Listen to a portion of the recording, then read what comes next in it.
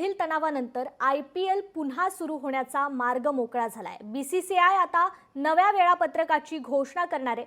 IPL 2025 मध्ये आतापर्यंत 57 सामने खेळवले गेले आहेत। 58वा सामना 8 मे रोजी धर्मशाला येथे पंजाब किंग्स आणि दिल्ली कॅपिटल्स यांच्यात खेळला जाणार होता। मात्र भारत-पाकिस्तान तणावामुळे हा सामना मध्यभागी थांबवण्यात आला आणि नंतर सामना रद्द करण्यात आला। आता लीग टप्प्यात फक्त 12 सामने बाकी आहेत, त्यानंतर 4 प्ले-ऑफ सामने होणार आहेत।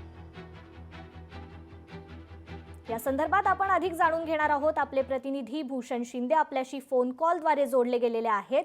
भूषण, सीमेवरील तणावामुळे आधीचा जो सामना होता तो रद्द करण्यात आला होता, पण आता शस्त्रसंधीनंतर हा सामना पुन्हा एकदा घेण्याची शक्यता निर्माण झालेली आहे।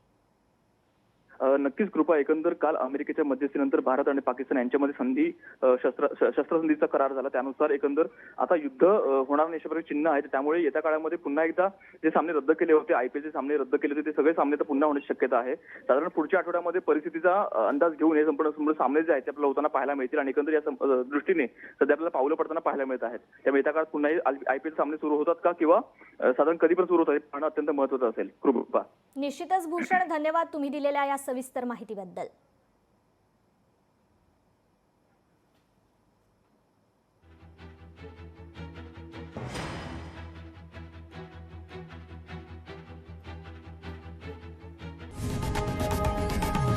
लोकशाही मराठी ऐका, पहा, जागरूक रहा।